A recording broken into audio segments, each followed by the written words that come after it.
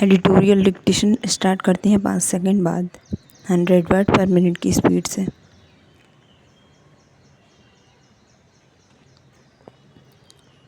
प्रधानमंत्री की सत्ता की रणनीति का एक अभिन्न हिस्सा यह है कि कभी भी राजनीतिक कमजोरी का कोई संकेत ना दें, कम से कम सार्वजनिक रूप से तो नहीं। गांधीनगर और दिल्ली दोनों जगहों पर 23 साल की निर्बाध सत्ता में प्रधानमंत्री ने एक बार भी अपनी कमजोरियों का निर्णय संबंधी भूलों को स्वीकार नहीं किया है। शायद यही वजह है कि 4 जून के अपेक्षाकृत चुनावी अल्पमत के बावजूद वे यह आभास दे रहे हैं कि वास्तव में कुछ भी नहीं बदला है। वे अपने तीसरे कार्यकाल में किसी तरह की ढील देने के मूड में नहीं हैं, भले ही अब वे गठबंधन सरकार का नेतृत्व कर रहे हों। पैरा नीट यूजी और यूजीसी नेट परीक्षा के मुद्दे को ही लें, जिसने बड़ी संख्या में प्रभावित छात्रों को सड़क पर ला दिया है। शिक्षा मंत्री धर्मेंद्र प्रधान इसमें सरकार की ओर से बोल रहे हैं।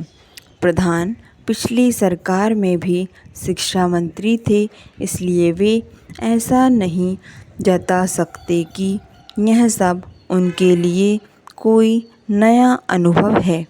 सच तो यह है कि पिछले 7 वर्षों में 70 से अधिक राष्ट्रीय और राज्य स्तर के पेपर लीक हो चुके हैं।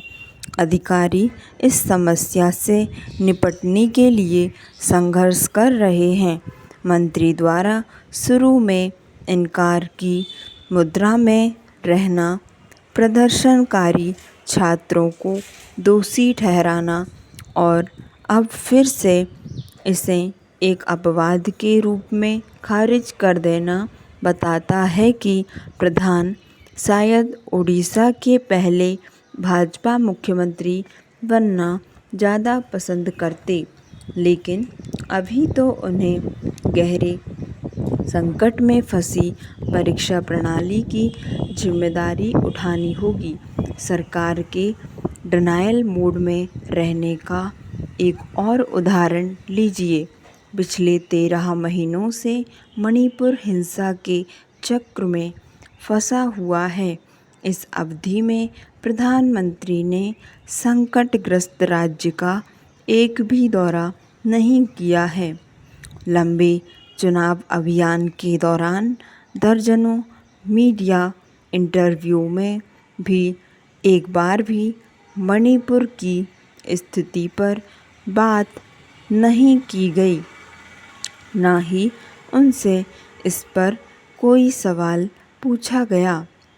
गृह मंत्री अमित शाह पर मणिपुर की जिम्मेदारी छोड़ दी गई है। शाह ने सुरक्षा अधिकारियों के साथ कई उच्च स्तरीय समीक्षा बैठकें की हैं, लेकिन राजनीतिक पहुंच कहां है जो स्थानीय लोगों के घावों पर मरहम लगा सके।